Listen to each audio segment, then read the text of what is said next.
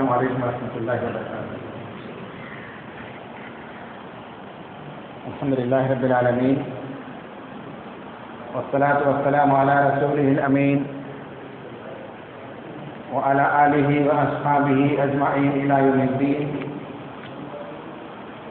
اما بعد، قال اللہ تعالی فی القرآن المجید فاعوذ باللہ من الشیطان الرجیم الذين آمنوا وهاجروا وجاهدوا في سبيل الله بأموالهم وأنفسهم أعظم درجة عند الله وأولئك هم الفائزون۔ صدق الله العظيم۔ رب اشرح لي صدري ويسر لي أمري واحلل عقدة من لساني يفقهوا قولي۔ رب يسر ولا تعسر وتمم بالخير، سبحانك لا علم لنا إلا ما علمتنا إنك أنت العليم الحكيم۔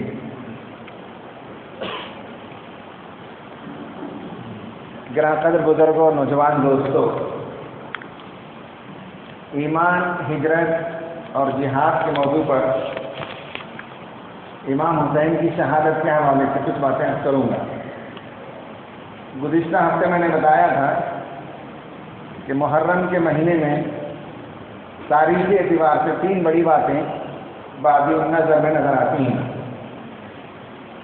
ایک تو یہ ہے کہ حضرت موسیٰ علیہ السلام کو فرعون کے ظلم سے چھٹکارا ملا۔ دوسرا واقعہ میں نے بیان کیا کہ نبی کریم صلی اللہ علیہ وسلم کی پوری 23 سالہ نبوت کی زندگی میں موسٹ پلانڈ ایکٹیویٹی جو رہی ہے وہ ہجرت ہے۔ اس کی ہر باریک تفصیل کو رسول صلی اللہ علیہ وسلم نے میٹیکولسلی ڈیزائن کیا، باریک بینی کے ساتھ اسے ڈیزائن کیا اور ہجرت کا عمل پیش آیا۔ اور تیسرا واقعہ نبی کریم صلی اللہ علیہ وسلم کے جانے کے 50 سال کے بعد لگ بھگ امام حسین کی شہادت کا واقعہ اسلامی تاریخ کا ایک اہم واقعہ مانا جاتا ہے۔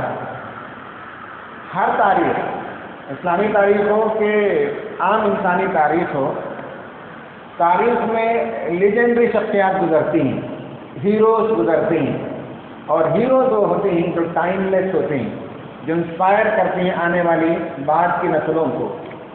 اور اس میں بھی ٹریجک ہیروز، یعنی اگر آپ نے میکبیتھ یا شیکسپیئر کے دیگر ڈراماز کو پڑھا ہو یا ارسطوٹل کو دیکھا ہو یا کسی اور اردو کے بھی بہت سے ناولوں کو وغیرہ کو دیکھا ہو تو آپ نے دیکھا ہوگا کہ اس کا ایک سینٹرل کیریکٹر ہوتا ہے، اس کا ہیرو کہلاتا ہے۔ بعض دفعہ وہ ہیرو جو ہے ٹریجک نہیں ہوتا، لیکن جو ٹریجک ہیرو ہوتے ہیں جن کا اختتام بہت ہی شہادت پر یا تکلیف کے ساتھ جن کا اختتام ہوتا ہے، وہ اپنی جان پر کھیل جاتے ہیں، بازی کھیل لیتے ہیں، لیکن آنے والوں کو بھلا کر جاتے ہیں، ان کو ٹریجک ہیروز کہا جاتا ہے۔ جیسے کہ امام حسین خود ہیں، یعنی یہ کہ وہ چاہتے تو کمپرومائز کر سکتے تھے، جھک کر بھی معاہدہ کر لے سکتے تھے، عافیت کی زندگی بسر کر سکتے تھے، بلکہ اگر میں کہنا چاہوں تو یہ بھی کہہ سکتا ہوں کہ دنیا جہاں کی دولت بھی ان کے قدموں میں نچھاور کر دی جاتی، اگر وہ ایگریمنٹ کر لیتے کہ یزید کو جو ہے وہ ولی عہد مان لیں گے، یزید کو وہ اپنا خلیفہ مان لیں گے، تو نماز روزے کی اجازت تو دور کی بات، وہ تو مل ہی جاتی، لیکن دنیا بھی آپ کے قدموں میں لا کر لٹا دی جاتی۔ لیکن ٹریجک ہیروز ان کو کہا جاتا ہے جن سب چیزوں کی قربانی دے کر، اپنی جان کی بازی کھیل کر کسی اصول کو، کسی کلیے کو، کسی پرنسپل کو بچا کر چلا جاتا ہے۔ امام حسین اس طرح کے ہیرو ہیں ہماری تاریخ کے۔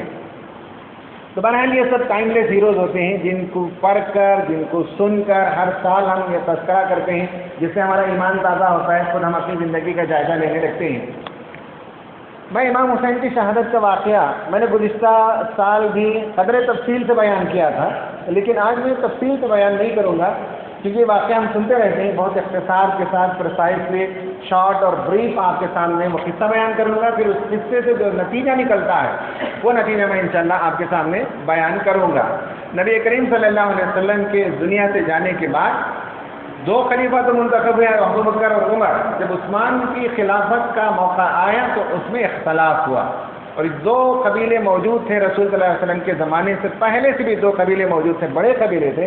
ایک بنو امیہ تھا، ایک بنو ہاشم کا قبیلہ تھا۔ بنو ہاشم سے نبی کریم صلی اللہ علیہ وسلم تھے، اور بنو امیہ سے ہی ابو جہل یا اس طرح کے دیگر لیڈرز اس زمانے میں پائے جاتے تھے۔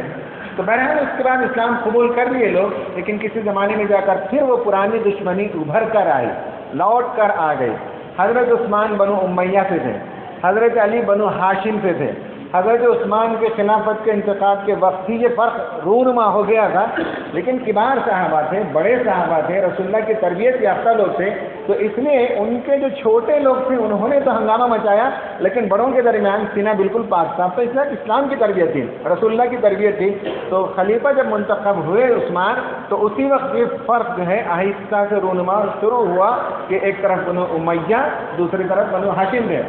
جب حضرت علی خلیفہ منتخب ہوئے تو بنو ہاشم میں سے تھے، بنو امیہ کے لوگوں کو ناگوار گزرا، اور آگے چل کر حضرت امیر معاویہ جو بنو امیہ ہی میں سے تھے، حضرت امیر معاویہ اور علی کے درمیان اختلافات رونما ہو گئے، جس کے نتیجے میں دو عظیم جنگیں، بڑی جنگیں رونما ہوئی۔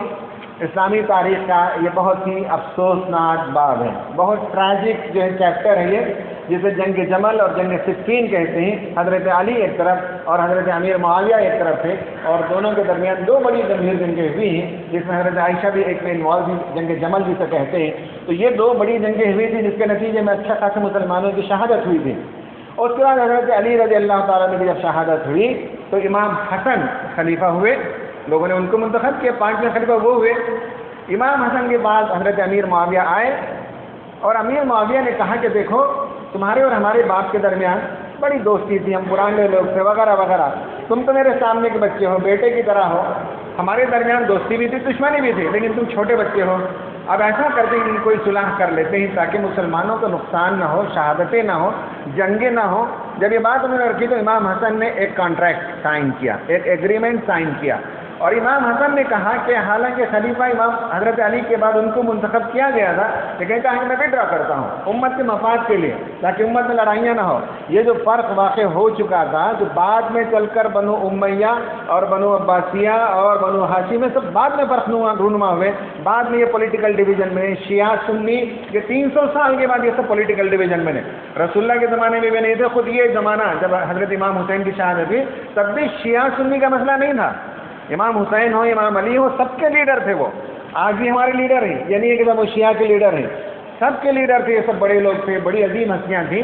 300 سال کے بعد جب سیاسی اختلاف بہت تیز ہو گیا تب یہ شیعہ سنی کا اختلاف ہوا، ورنہ اس سے پہلے یہ اختلاف نہیں تھا۔ تو امام حسن نے اپنے آپ کو وڈرا کیا فار اے گریٹر کاز، امت کے کاز کے لیے، گریٹر پرپز کے لیے، تاکہ امت میں لڑائی نہ ہو۔ بہت بڑا جگر گردہ چاہیے کہ آدمی اپنا حق واپس لے لے، جسے بادشاہ منتخب کیا جائے، جسے خلیفہ منتخب کیا جائے، جسے ذمہ دار بنایا جائے۔ آج کے پولیٹیکل زمانے میں چھوٹے سے چھوٹا میئر کا یا چھوٹے سے چھوٹا اور بھی عہدہ ہو تو اس کے لیے کیسے کیسے لڑائیاں ہوتی ہیں، کیسا کیسا لین دین ہوتا ہے، لیکن یہ بڑے لوگ تھے، یہ اسلام کے لیے انہوں نے بڑی قربانی دی۔ امام حسن نے کہا ٹھیک ہے، میں اپنا حق 10 سے 10 بردار ہوتا ہوں، اور آپ ہی پوری مملکت اسلامیہ کے خلیفہ بنیں گے۔ تو حضرت امیر معاویہ جو ہے اس وقت وہ خلیفہ بنے، جبکہ بعد میں چل کر انہوں نے کہا خلیفہ نہیں، میں مسلمانوں کا سب سے پہلا بادشاہ ہوں، اس لیے کہ خلیفہ منتخب ہوتا ہے، بادشاہ جو ہے وہ اپنے آپ کو پاور میں لاتا ہے، اور بادشاہ اس کے بعد اس کے بیٹے کو بادشاہ بناتا ہے، اس کے بعد اس کا بیٹا بادشاہ بنتا ہے، یہ خاندانی سلسلہ چلتا ہے۔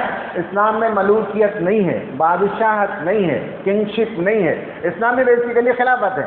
یہ اور بات ہے کہ حضرت سلیمان، حضرت داؤد جیسے بادشاہ ہوں تو یہ الگ بات ہے، تو نبیذ ہے، وہ ان کی مثال ہے، رکھے یہ موقع نہیں ہے۔ تو حضرت امیر معاویہ جو ہے وہ ساری ملت اسلامیہ کے پہلے بادشاہ بنے، اور ایگریمنٹ جو سائن ہوا تھا وہ 10 سال کا ایگریمنٹ، 10 سال تک وہ رہا۔ اس کے 10 سال کے بعد 9 سال کے بعد امام حسن شہید ہو گئے، امام حسن انتقال کر گئے۔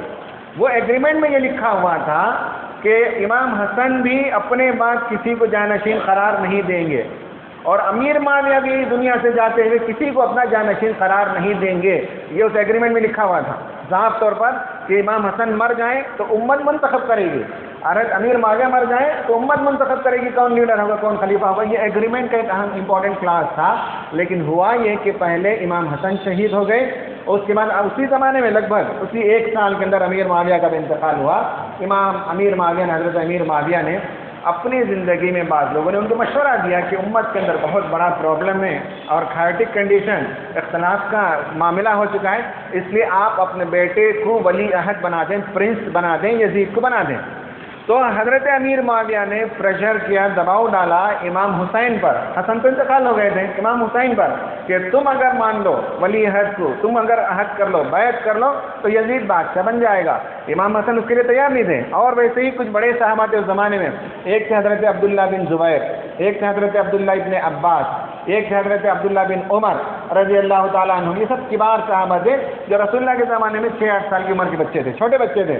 رسول اللہ نے ان کو پیار دیا، شفقت دی، تعلیم و تربیت دی. رسول اللہ کے جانے کے بعد اس زمانے میں یہ بڑے صحابہ تھے. امام حسین بڑے صحابی تھے، عبداللہ ابن زبیر، عبداللہ ابن عباس اور عبداللہ ابن عمر، یہ بڑے لوگ تھے.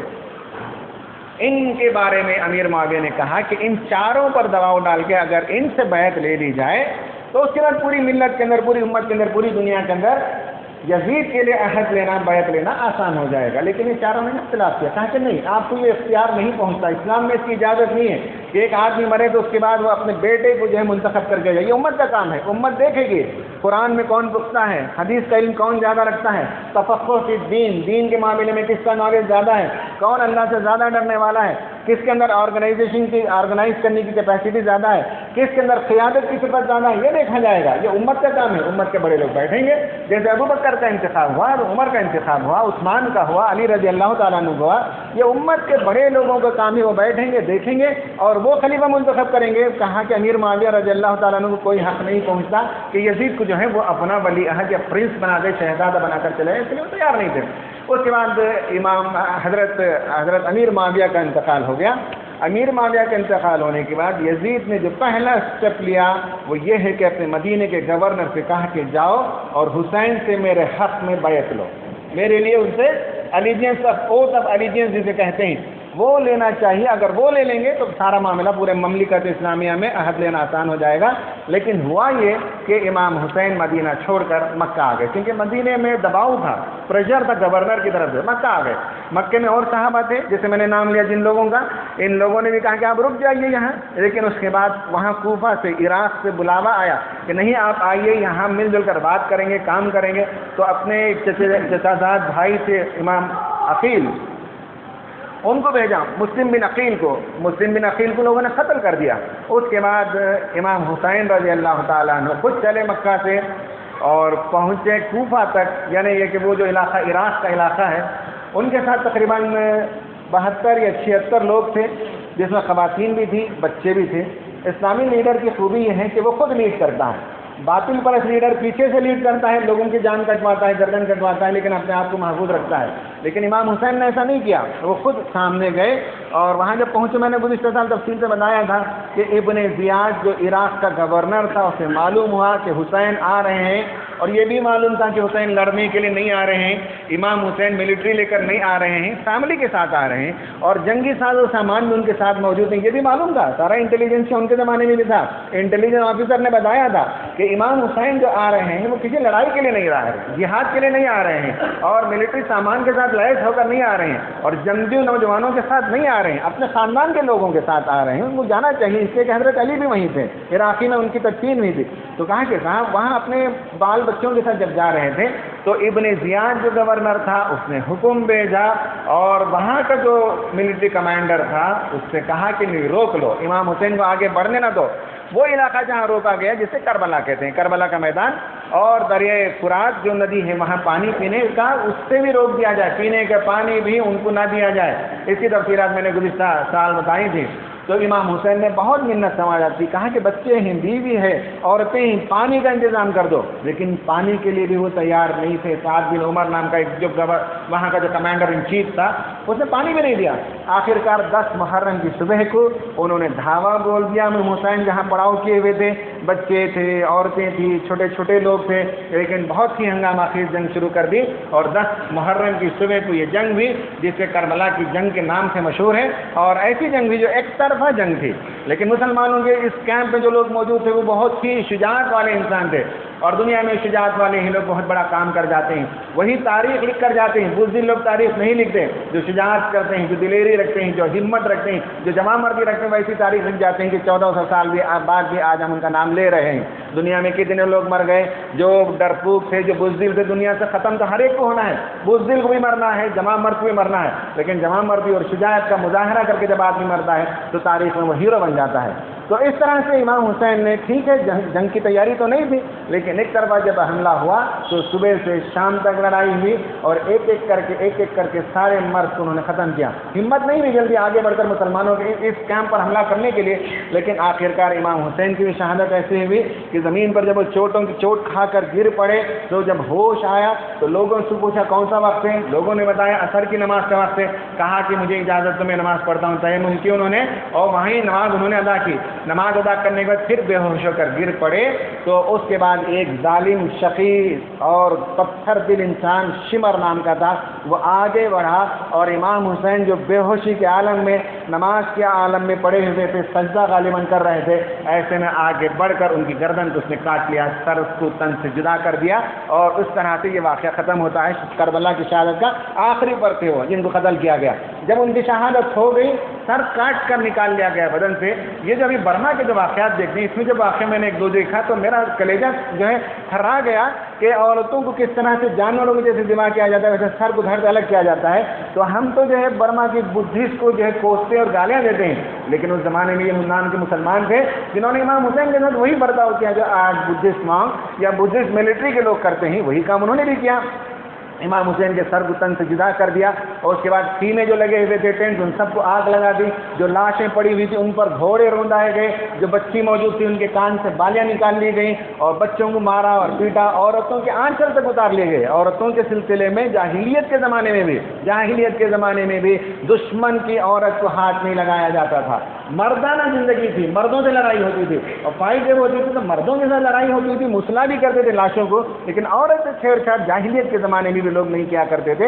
لیکن اس زمانے میں جو یزیدی فوج کے لوگ تھے انہوں نے امام حسین کے اہل خانہ کے آنچلوں کو اتارا، کپڑوں کو اتارا، بڑی بدتمیزی کے عورتوں کے ساتھ۔ بعد میں شہادت کا واقعہ ختم ہوا، امام حسین کی جب شہادت ہو گئی، حالانکہ امام حسین کو قتل کرنے کے لیے کوئی تیار نہیں تھے، آگے نہیں بڑھ رہے تھے، اس لیے کہ اللہ کے رسول کے پیارے نواسے تھے۔ نواسے ہی نہیں بلکہ قرآن میں ایک جگہ تفصیل میں نہیں جانا چاہتا ہوں میں کہ قرآن میں ایک جگہ ہے کہ نجران کے سورہ مائدہ میں ہے، نجران کے عیسائی آئے تھے، اللہ کے رسول سے مباہلہ کہتے ہیں، مباہلہ اس کو کہتے ہیں، جو ڈیبیٹ ہوا تھا اس ڈیبیٹ میں یہ تھا کہ اللہ کے بیٹے نہیں ہیں حضرت عیسیٰ علیہ السلام۔ اگر اب بھی تم اصرار کرتے ہو عیسیٰ علیہ السلام کو خدا کا بیٹا ہونا نعوذ باللہ، تو رسول اللہ کو کہا گیا، قرآن میں آیت ہے جسے مباہلے کی آیت کہتے ہیں، کہا کہ تم اپنی بیوی بچوں کو لے کر آؤ میدان میں، آنگن میں آ جاؤ، صحن میں، اور میں اپنے گھر والوں کو، اپنی عورتوں اور اپنے بچوں کو لے کر آتا ہوں اور ہم بد دعا کریں گے، ہم کہیں گے کہ جو بات ہم کہتے ہیں وہ صحیح ہے، اگر غلط ہے تو خدا کی لعنت ہے ہم پر، اور تم کہو کہ تم جو کہتے ہو وہ صحیح ہے، غلط ہے تو خدا کی لعنت ہے تم پر۔ یعنی لعنت اپنے آپ کو بلا، اللہ کی لعنت کو دعوت دینا بہت بڑی بات ہے۔ تو عیسائی جو ہے وہ بیٹھے ہوئے تھے مسجد میں، رسول اللہ گھر کے اندر گئے اور بی بی فاطمہ کو اور اپنے نواسوں کو اپنے کندھے پہ اٹھا کر حسن حسین کو لے کر آئے۔ قرآن کی آیت سے ثابت ہے جہاں نساء آیا ہے تم اپنی عورتوں کو لے کر آؤ، میں اپنی عورتوں کو لے کر آتا ہوں، تو حضرت فاطمہ کو رسول اللہ لے کر آئے، تم اپنے بیٹوں کو لے کر آؤ، میں اپنے بیٹوں کو لے کر آتا ہوں، قرآن میں الگ اپنا حکم ہے، تو وہاں حسن حسین کو لے کر آئے۔ لوگ مبصرین نے بتایا رسول اللہ کے بیٹے نہیں تھے، تو نواسوں ہی کو بیٹوں کی طرح وہ پالتے تھے، اور مباہلے کے لیے اپنے عورتوں کو اور اپنے بچوں کو لے آؤ کی جو دعوت تھی اس میں بھی فاطمہ اور حسن حسین کو لے گئے۔ نواز رسول بہت ہی پیارے، آپ کی تربیت یافتہ تھے، ان کے ساتھ اس طرح سے بہت برا انجام ہوا اور شہادت کا واقعہ ہوا۔ اس کے بعد ان کی عورتوں کو یزید کے دربار میں پہنچایا گیا، یزید نے بعد میں ان کو کہتے ہیں کہ احترام کے ساتھ واپس مدینہ پہنچایا۔ یہ سارا واقعہ ہمارے سامنے آتا ہے۔ اس واقعے میں جو موسٹ امپورٹنٹ چیز ہے وہ کہ امام حسین نے شہادت کا جام کیوں نوش کیا، آپ نے شہادت کو کیوں ترجیح دی؟ چاہتے تو کمپرومائز کرتے، چاہتے تو ایگریمنٹ کر لیتے، چاہتے تو معاہدہ کر لیتے، لیکن وہ معاہدہ جو امام حسن نے کیا ایک پیسفل ماحول میں الگ ہے، جنگی ماحول میں معاہدہ کا مطلب ہے دب گئے، ڈر گئے، صلح جو ہو گئے، یہ امام حسین کو پسند نہیں تھا۔ اگر ٹیبل ٹاک ہوتا، پیسفل ماحول میں بات چیت ہوتی تو ایک الگ چیز تھی کہ امت کے گریٹر مفاد کے لیے کیا کیا جاتا، لیکن میدان جنگ کے بپا ہے تو ایسے میں انہوں نے اپنے آپ کو جو ہے وڈرا نہیں کیا اور اپنے جان کا نذرانہ پیش کیا۔ قرآن سے معلوم ہوتا ہے کہ تین چیزیں بہت امپورٹنٹ ہیں، ایک ہے ایمان، دوسرا ہے ہجرت، تیسرا ہے جہاد۔ اس کو سمجھ لینا چاہیے۔ ایمان دراصل ایک بیج کے مانند ہے، جب بیج بویا جاتا ہے تو صحیح بیج ہو تو اس کے نتیجے میں ایک درخت نکلتا ہے، اور اگر صحیح درخت ہے تو اس کے نتیجے میں پھول اور پھل لگتے ہیں۔ یہ تینوں کا ایک سلسلہ ہے۔ بیج خراب ہو تو پھل نہیں لگے گا اور درخت نہیں اگے گا۔ اسی طرح ایمان کا بیج جب بویا جاتا ہے تو بندہ مومن جب ایمان لے آتا ہے، اللہ کو مان لیتا ہے، اللہ تعالیٰ کو حاجت روا، مشکل کشا اور آخرت کے دن کا مالک مان لیتا ہے، جزا و سزا دینے والا مان لیتا ہے، وہی ہماری زندگی کا کارساز ہے، اور اس کے حکم اور اشارے کے بغیر دنیا میں پتہ تک نہیں ہل سکتا تو ہماری جان کیا چلی جائے گی؟ جب اللہ تعالیٰ کا حکم ہوگا تو گردن بھی خدا کے لیے حوالے ہے. یہ یقین جب پیدا ہو جاتا ہے ایمان، تو اس کے بعد دوسرا جو کام ہے وہ ہجرت ہے. ہجرت کا مطلب عام طور پر لوگ سمجھتے ہیں ترک وطن، وطن کو چھوڑنا. حالانکہ ہجرت کا مطلب ہے ترک کرنا، چھوڑنا. وطن کو بھی چھوڑنا ہے اور بہت سی چیزوں کو بھی چھوڑنا ہجرت ہے. جو آدمی ایمان لے آئے اس کے لیے لازم ہوتا ہے کہ وہ ہجرت کرے. ہجرت کا مطلب ایک وطن سے دوسرا وطن ہی نہیں ہے، موقع پڑنے پر وطن بھی چھوڑنا پڑتا ہے. حدیث سے معلوم ہوتا ہے اور قرآن میں بھی کہا گیا وَالرُّجْزَ فَاہْجُرْ، کہاں کہ گندی باتوں سے، گندے خیالات سے دور ہو جاؤ. وہاں لفظ آیا ہے ہجرت، وَالرُّجْزَ فَاہْجُرْ. ہجرت کا مطلب ہے خیالات میں گندگی تو اسے چھوڑ کر اچھے خیالات کو اختیار کرنا، یہ ہجرت ہے. ایموشنز میں آدمی اگر جو ہے بہت ایموشنل ہے، نیگیٹو ایموشنز رکھتا ہے، اپنے آپ کو نیک بناتا ہے، انسانوں کے لیے محبت پیدا کرتا ہے، تو وہ بھی ہجرت ہے. تو معلوم ہوا کہ ہجرت کا مطلب ہے ایموشنل شفٹ بھی. ہجرت کا مطلب ہے آئیڈیالوجیکل چینج بھی، نظریاتی زندگی کو بدلنا بھی. ہجرت کا مطلب ہے مورل ڈیولپمنٹ. ایک آدمی گندگی میں لت پت ہے، برائی میں ہے، اس نے برائی کو چھوڑ دیا، گندگی کو چھوڑ دیا، خدا ترسی اختیار کی، نیک بن گیا، متقی بن گیا، فیاض بن گیا. وہ آدمی بھی ہجرت کر گیا، یعنی بخیلی سے فیاضی کی طرف آ گیا. شقی انسان تھا، نرم دل انسان بن گیا. مورل ڈیولپمنٹ بھی ہجرت ہے. ہجرت کا مطلب خیال کو بدلنا، جذبات کو بدلنا، نظریات کو بدلنا. ہماری زندگیوں میں سے بہت سے لوگ ایسے ہم میں جیسے ہوتے ہیں جو ہم سیلف کے لیے جیتے ہیں. ہماری زندگی کا جو سینٹر ہے وہ سیلف سینٹرڈ ہماری زندگی ہوتی ہے. اگر ہم سیلف سینٹرڈنس سے ہٹ کر گاڈ سینٹرڈنس اختیار کرتے ہیں، دین سینٹرڈنس اختیار کرتے ہیں، یعنی اپنی مرکوزیت، اپنی شخص کو ہم مرکز بنا کر صبح سے شام تک کی پوری زندگی ہوتی ہے، اس کی وجہ ہم خدا کے دین کو فوقیت دیں، خدا کے دین کا احترام کریں، خدا کے دین کے لیے زندگی لگانا سیکھ جائیں، تو یہ ایک بہت بڑی ہجرت ہے. تو ہجرت کا مطلب ہے شفٹ. آپ اپنے نظریاتی شفٹ کریں، جذبات کو شفٹ کریں، خیالات کو شفٹ کریں، برے اخلاق کو شفٹ کریں، نیکی کی طرف آ جائیں. تو یہ دوسرا کام ہے ہجرت کا. اس میں آخری مرحلہ آتا ہے وطن کو بھی چھوڑنا. حضرت موسیٰ نے چھوڑا مصر کو اور بیابان میں آ کر زندگی بسیرا کرنا پسند کیا. اور موسٹ ڈیولپڈ اس زمانے کی سوسائٹی تھی مصر کی سوسائٹی، ڈیولپڈ سوسائٹی کو چھوڑ کر ایک بیابان میں آ کر زندگی بسر کرنے کو پسند کی. یہ ہجرت تھی. رسول صلی اللہ علیہ وسلم مکے کو چھوڑا جو اس زمانے کے پورے علاقے میں موسٹ پیسفل علاقہ تھا، اسے چھوڑ کر مدینہ تشریف لے گئے. یہ بھی ہجرت ہے. تو ہجرت اخلاق میں، کردار میں، نظریات سے لے کر وطن تک کو چھوڑنے کا نام ہجرت ہے. امام حسین مدینہ چھوڑ کر مکہ ہجرت کے، مکہ چھوڑ کر جو ہے وہ جا رہے تھے کوفے کی طرف، انہوں نے ہجرت کی. ایمان کے بعد ہجرت کا مرحلہ آتا ہے. ہجرت کے مرحلے کے بعد جہاد کا مرحلہ آتا ہے. الذین آمنوا وہاجروا وجاہدوا. قرآن نے تینوں الفاظ استعمال کیے سورہ توبہ میں. جو ایمان لے آئے، جنہوں نے ہجرت کی، جنہوں نے جہاد کیا. وجاہدوا فی سبیل اللہ، اللہ کے راستے میں. ہجرت کرنے کا مطلب ایک آدمی شراب چھوڑ دیتا ہے اس لیے کہ ڈاکٹرز نے کہا کہ اسے لیور کی بیماری ہوتی ہے، یہ ہجرت نہیں ہے. آدمی خدا کے لیے شراب چھوڑتا ہے، آدمی خدا کے لیے گندی عادتوں کو چھوڑتا ہے، آدمی خدا کے لیے برے اخلاق کو چھوڑتا ہے، وہ ہجرت ہے. ہجرت یہ نہیں کہ سر ڈاکٹر نے کہا تو یہ بیماری آئے گی، فلاں پریشانی آئے گی تو اس لیے آدمی نے چھوڑ دیا تو ہجرت نہیں. فی سبیل اللہ قرآن نے کہا الذین آمنوا وہاجروا وجاہدوا فی سبیل اللہ باموالہم وانفسہم اعظم درجۃ عند اللہ. جو اللہ تعالیٰ کے لیے ایمان لے آئیں، جو اللہ تعالیٰ کے لیے ہجرت کریں، جو اللہ کے راستے میں جہاد کریں، اپنی جانوں سے بھی اپنے مالوں سے بھی، اللہ تعالیٰ کے ان کا درجہ بہت اونچا ہے، بہت بلند ہے. امام حسین کا درجہ اس لیے بلند ہے کہ ایمان لانے کے بعد انہوں نے بہت سی ہجرتیں کی. ہجرت کرنے کے بعد جہاد کیا. جہاد کا مطلب کیا ہے؟ جہاد کا مطلب یہ ہے کہ دنیا میں ہمیشہ ظلم ہے، دنیا میں ہمیشہ باطل ہے، دنیا میں ہمیشہ شرک کا نظام ہے، دنیا میں ہمیشہ یزیدی قوتیں پائی جاتی ہیں، فرعونی قوتیں پائی جاتی ہیں جو انسانوں کے گردنوں پر سوار ہوتے ہیں، جو انسانوں کا ایمان اور عقیدے کو بھی چھین لیتے ہیں، انسانوں کی زندگی کو تنگ کر دیتے ہیں، ان کی روزی روٹی چھین لیتے ہیں، ان کی خوشگوار زندگی کو جو ہے بدل دیتے ہیں، تنگی میں مبتلا کر دیتے ہیں.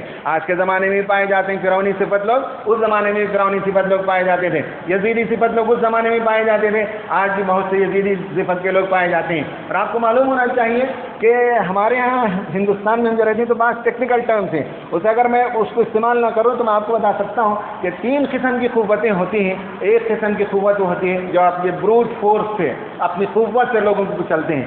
دوسرے وہ لوگ ہوتے ہیں جو اپنی معیشت کے پاور سے جو بہت بڑے میگا بن جاتے ہیں اور کارپوریٹ بن جاتے ہیں اور دنیا کے لوگوں کا خون چوسنے لگتے ہیں. اور تیسرا مذہبی طبقہ ہوتا ہے جو کپڑے پہن کر بتاتا ہے کہ وہ مذہبی طبقہ ہے، لیکن مذہب نام کی کوئی چیز نہیں ہوتی. جیسے برما میں ہم دیکھتے ہیں کہ گیرو رنگ کے کپڑے پہن کر مونک آتے ہیں، پورے مونک ایسے نہیں ہوتے، لیکن کچھ مونک ایسے ہوتے ہیں جو درندہ صفت ہوتے ہیں. کل سری لنکا کے پرائم منسٹر نے کہا کہ اس طرح کے مونک جو ہیں وہ جانوروں سے بھی بدتر ہیں. یہ جملہ اس نے کہا کہ جانوروں سے بھی بدتر لوگ ہیں جو انسانوں کا خون پیتے ہوں، جو انسانوں کے ساتھ درندگی کرتے ہوں، جو انسانوں کے ساتھ حیوانیت کرتے ہوں. تین طبقہ ہمیشہ جو ہے وہ عام انسانوں کا، کامن مین کا دشمن رہا ہے. ایک ریلیجیس طبقہ ہوتا ہے جو چھوٹا طبقہ ہوتا ہے، ریلیجن کے نام پر دنیا کو ایکسپلائٹ کرتا ہے. دوسرا جو ہے وہ کارپوریٹ طبقہ ہوتا ہے، اور تیسرا ظالموں کا، فرعون کا طبقہ ہوتا ہے جو قوت کے ذریعے سے انسانوں کے گردنوں پر سوار ہوتے ہیں. ان کے ساتھ جو ہے مقابلہ کرنا، کشمکش کرنا، ان رکاوٹوں کو ہٹا کر دنیا میں انسانوں کے لیے امن کا نظام قائم کرنا، اسلام کا پیغام دنیا کے سامنے عام کرنا، یہ اصل میں جہاد ہے. جہاد کا مطلب لوگ غلطی سے سمجھ لیتے ہیں، اور دنیا کے مظلوم لفظوں میں سے ایک لفظ ہے جہاد. آج کی دنیا میں لفظ جہاد کہنا بہت ہی بھیانک گویا کہ خطرے کو دعوت دینے کے برابر ہے. جہاد کا مطلب لوگوں نے ٹیررزم کے برابر کر دیا، حالانکہ جہاد ہی بہت پاک، صاف، مقدس فریضہ ہے. قرآن میں بتایا گیا جہاد کا مطلب ہے خدا کے دین پر عمل کرتے وقت جو کوئی رکاوٹ تمہارے سامنے پیش آئے اس رکاوٹ کو دور کرنے کی کوشش کا نام جہاد ہے. میں اگر فجر کی نماز پڑھنے کے لیے اٹھنا چاہتا ہوں، نفس میرے آڑے آتا ہے، نیند میری مکمل نہیں ہوئی، تو میں نفس کے خلاف جہاد کروں، میں اٹھوں اور نماز کے لیے مسجد آ جاؤں، تو میں نے ایک جہاد کا کام کیا. میں جو ہے کسی کا پیسہ آسانی کے ساتھ ہڑپ کر سکتا ہوں، یتیم ہے، بیوہ ہے، اسے پتہ نہیں، حساب کتاب نہیں چلتا، میں مار کے کھا سکتا ہوں، لیکن خدا کے خوف کے نتیجے میں میرا نفس آڑے آ رہا ہے، پیسے نہیں دینا چاہتا میں، لیکن میں نے اپنے نفس کو کچل دیا اور آگے بڑھ کر میں نے حق ادا کر دیا، غریبوں کا، یتیموں کا، بیواؤں کا، مسکینوں کا، میں نے جہاد کیا. اسی طرح میرے گھر میں اسلام پر عمل کرنے کے لیے اجازت نہیں ہے تو میں نے اپنے گھر سے جہاد کیا، جیسے حضرت ابراہیم نے کیا تھا. تو جہاد کا مطلب ہے کہ جہاں کوئی اسلام پر عمل کرنے کے لیے رکاوٹ ہو، اس رکاوٹ کو ہٹانے کا نام جہاد ہے. ہندوستان میں آپ جیتے ہیں، سودی نظام ہے، آپ ایک غیر سودی نظام ہندوستان میں لانا چاہتے ہیں، انٹرسٹ فری بینکنگ کا سسٹم آپ لانا چاہتے ہیں، اس کے لیے آپ علمی کام کرتے ہیں، اس کے لیے بڑے بڑے کام کرتے ہیں. یہ جہاد ہے آج کے زمانے کا. قلم سے جہاد کیا جاتا ہے، زبان سے جہاد کیا جاتا ہے، آئیڈیاز سے جہاد کیا جاتا ہے. تو آخری مرحلے میں گردن بھی دینا پڑتا ہے جہاد کا. یہ آخری مرحلہ ہے، اس سے بچنے کی ضرورت نہیں ہے. تو امام حسین نے ایمان کے بعد ہجرت کی، ہجرت کے بعد جہاد کے سارے مرحلے پورے کیے، تقریروں سے، وعظ سے، نصیحتوں سے. جب کام نہیں چلا تو آپ ہجرت کر کے جا رہے تھے عراق کی طرف، لوگوں نے راستے میں روک لیا تو اپنی گردن کا نذرانہ پیش کر دیا، خون کا آخری خطرہ بہا دیا، لیکن اس بات کو گوارا نہیں کیا کہ اسلام میں کوئی تبدیلی آئے. اسلام میں خلافت کا نظام تھا، بادشاہت کا نظام نہیں تھا. اسلام میں مرنے کے بعد جو ہمارا ذمہ دار ہوتا ہے اسے منتخب کریں گے لوگ. اگر کوئی بادشاہ بعد اپنے بیٹے کو بادشاہ بنا کر جاتا ہے تو یہ اسلام میں تبدیلی تھی جسے امام حسین نے گوارا نہیں کیا، جس کے لیے انہوں نے لڑائی لڑی اور شہادت کا جام نوش کیا. یہ ایک بہت بڑا سبق ہے امت مسلمہ کے لیے کہ امام حسین کی زندگی میں ہمارے لیے یہ سبق ملتے ہیں. جو 4 سبق ہیں میں اسے انلسٹ کر کے اپنی بات کو ختم کروں گا. نمبر 1 یہ ہے کہ امام حسین کمپرومائز کے قائل نہیں تھے، وہ نہیں چاہتے تھے کہ مصالحت کریں. اسلام جیسا کچھ رسول اللہ چھوڑ کر گئے ویسا ہی ہونا چاہیے. کسی بادشاہ کو، کسی خلیفہ کو، کسی حکمران کو اختیار نہیں ہے کہ وہ جانے کے بعد اپنے بیٹے کو جانشین بنا کر جائے. یہ جہالت ہے، یہ اسلام نہیں ہے. اس کے لیے امام حسین نے جو ہے جہاد کیا. دوسرا یہ کہ امام حسین نے جو زندگی کا سبق دیا وہ یہ کہ زندگی ایک امانت ہے اور امانت خدا کے حوالے کرنا ہے. آپ ہاسپٹل کے اے سی کے روم میں جان دیں تو بھی خدا کے حوالے کرنا ہے. میدان جہاد میں خدا کے حوالے جان دیتے ہیں تبھی خدا کے حوالے جان دینا ہے. اور جان دینا، خدا کی راہ میں جان دینا، یہ افضل ہے بجائے اسی کہ آدمی اپنی ذاتی زندگی کے لیے جان دے. تو دوسرا جو سبق ملتا ہے وہ زندگی ایک امانت ہے اور یہ امانت خدا کے حوالے کرنی چاہیے، خدا کے راہ میں لگانا چاہیے. تیسرا سبق حضرت حسین کا یہ ہے کہ آزمائش بھری زندگی ہے، آزمائش سے گریز نہیں کرنا چاہیے، آزمائش سے بچنا نہیں چاہیے، اسٹرگل کرنا چاہیے، آزمائش کو قبول کرنا چاہیے. خدا کی طرف سے آئے اور خدا اس کا بہترین انجام دینے والا ہے آخرت میں. ایک ایک نیکی کا، چھوٹی چھوٹی نیکی کا جب بدلہ دیتا ہے تو شہید کا تو سب سے اونچا درجہ ہے، اس سے بڑا درجہ کسی کا نہیں ہے، شہداء کا درجہ. تو حدیث میں آیا ہے کہ شہید اللہ تعالیٰ کے ہاں مرنے کے بعد علین اور سجین میں نہیں جاتے جیسے ہم لوگ جاتے ہیں علین سجین میں. شہداء کو علین سجین میں نہیں رکھا جاتا، وہ سیدھے عرش الہی میں پہنچتے ہیں اور عرش الہی کے نیچے کچھ سونے کے جو ہے وہ ہوتے ہیں گھونسلے جس میں اللہ تعالیٰ نے بعض پرندے پیدا کیے. ان پرندوں کے پیٹوں میں اللہ تعالیٰ ان کی روح کو رکھتا ہے اور وہ جنت میں سیر کرتے رہتے ہیں. اور آخری چیز ہے کہ قربانی بندہ مومن کو ہر چیز کی قربانی جو اللہ نے دی، وقت کی قربانی، پیسوں کی قربانی، مال کی قربانی، یہاں تک کہ جان کی بھی قربانی اللہ کے راستے میں دینی چاہیے۔ یہ امام حسین کی زندگی کا سبق ہے۔ یہ 4 سبق ہمارے سامنے آتے ہیں۔ اللہ تعالیٰ سے دعا ہے کہ اللہ تبارک و تعالیٰ امام حسین کی شہادت سے جذبہ پانے کی ہمیں توفیق عطا فرمائے، دین کے لیے محنت کرنے کی توفیق عطا فرمائے۔ اللہ تعالیٰ ہمیں ایمان صادق عطا فرمائے، بری چیزوں سے، برے خیالات سے ہجرت کر کے نیکی کی طرف آنے کی توفیق عطا فرمائے، اور اللہ کے دین کو دنیا میں پھیلانے کے لیے جتنی رکاوٹیں آتی ہیں ان سب کے خلاف سنگھرش کرنے کی کوشش کرنے کی اللہ تعالیٰ ہمیں توفیق عطا کرے۔ آمین وآخر دعوانا ان الحمد للہ رب العالمین۔